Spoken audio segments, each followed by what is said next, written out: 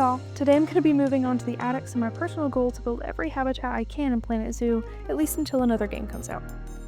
Since I don't really have much to talk about today, I was hoping to share some facts about the Addax in order to make sure that this video isn't just 1 minute long. Starting off, the Addax is an antelope that is native to the driest parts of Africa, generally inhabiting the Sahara. They are critically endangered due to hunting and habitat loss due to farming, with many breeding programs around the world trying to reignite the species as a whole. There are less than about 100 Addax remaining in the wild.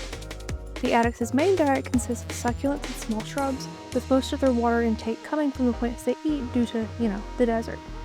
I'm starting to run out of facts, so let's move on to the building process. Similarly to the aardvark enclosure, I decided to go with a plaster shell and build wood beams around it. I'm starting to realize just how much I'm addicted to using plaster. I decided to make a barn or a stable, and added a lot of wooden beams for color and texture, before deciding on the roof.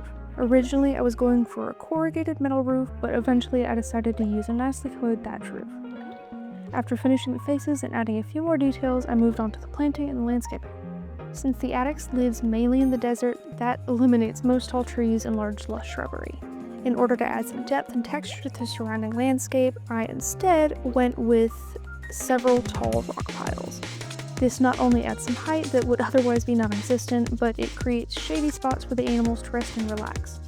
I'd also imagine that it reduces stress by providing cover, but I keep having to tell the voices in my head that they're not real and they won't have predators in the enclosure. After adding the rock piles, it was time to plant everything and add some grasses and shrubs. I went with the retusa bush and added it to the shadier spots near the rocks. I did this mainly because in the desert where there is shade, there is moisture. Similarly to how I placed the retusa bush, I added some grasses pretty much anywhere there was green. I also added a few nice looking trees because the worms in my brain told me to. After I'd sufficiently greened up the place, but not too much, I moved to work on the fence surrounding the enclosure. Since I wanted this enclosure to be pretty big, I went with a square with rounded edges. I also found these really cool fences in the game, which must be from one of the newer packs I haven't gotten to yet. I thought that the overall fence design seemed pretty short, so I doubled it up in order to make it escape-proof. I didn't do much for the guest pathing this time around, mainly because it would look best when included with other enclosures from a similar environment. I simply added the paths, spruced up the surroundings a bit, and called it quits. Overall, I really enjoyed how this enclosure came out. Although I don't usually like building arid habitats, mainly due to the fact that I'm a plants girly, I'm really glad with how this turned out. I do tend to make areas a little bit too lush in general, but I like grass.